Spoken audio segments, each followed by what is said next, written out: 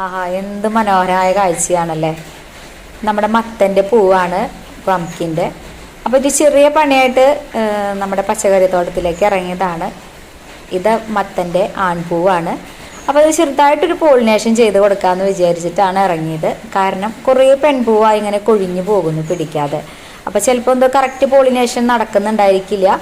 ഇവന്മാരൊക്കെ ചിലപ്പോൾ പോളിനേഷൻ ചിലപ്പോൾ എന്തോ കറക്റ്റായിട്ട് ഉണ്ടാവില്ല. അതുകൊണ്ടായിരിക്കും നമ്മുടെ പെൺപൂവൊന്നും പിടിക്കാത്തത്. അപ്പോൾ ഞാനതൊന്ന് പോളിനേഷൻ ചെയ്ത് കൊടുക്കാമെന്ന് വിചാരിച്ചു. അപ്പോൾ ഇതാണ് നമ്മുടെ പെൺപൂവ്.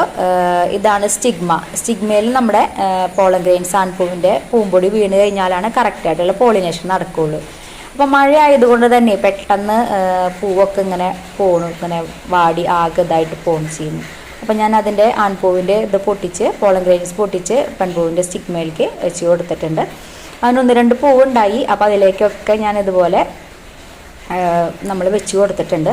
അപ്പോൾ നമ്മൾ പെൺപൂവ് തിരിച്ചറിയാനായിട്ട് പെൺപൂവിൻ്റെ അടിയിൽ ചെറിയ കായ പോലെ ഉണ്ടാവും. അങ്ങനെയാണ് നമുക്ക് ആൺപൂവും പെൺപൂവും തമ്മിലുള്ള തിരിച്ചറിയാനായിട്ട് പറ്റുക. അപ്പം മഴക്കാലം ആയതുകൊണ്ട് പൂ വിരിഞ്ഞ് തന്നെ മഴ പെയ്യുമ്പോൾ ആ പൂവൊക്കെ ഇങ്ങനെ വാടി താഴോട്ട് ഇങ്ങനെ വീണ് കിടക്കുകയാണ്. അപ്പോൾ അത് ഇവന്മാരെ പോലെയുള്ള ആളുകൾക്കൊന്നും അതിൻ്റെ ഉള്ളിലേക്ക് കയറാൻ പറ്റുന്നില്ല എന്ന് എനിക്ക് തോന്നുന്നു. അതുകൊണ്ടായിരിക്കും കറക്റ്റ് പോളിനേഷൻ നടക്കാനായിട്ടുള്ള ബുദ്ധിമുട്ട്. അതുകൊണ്ടായിരിക്കും ഇപ്പോൾ അങ്ങനെ കുറേയൊക്കെ അങ്ങനെ അതിനെ വാടി കൊഴിഞ്ഞു പോകുന്നത്. അപ്പം ഞാൻ വിചാരിച്ച് ഇങ്ങനെ ഒന്ന് ചെയ്ത് നോക്കാം. അപ്പോൾ അതിൻ്റെ റിസൾട്ട് എങ്ങനെയാണെന്ന് നമുക്ക് നോക്കാമല്ലോ എന്ന് വിചാരിച്ചിട്ട് ചെയ്തതാണ് കേട്ടോ. ഞാൻ റിസൾട്ട് നിങ്ങളായിട്ട് ഷെയർ ചെയ്യാം.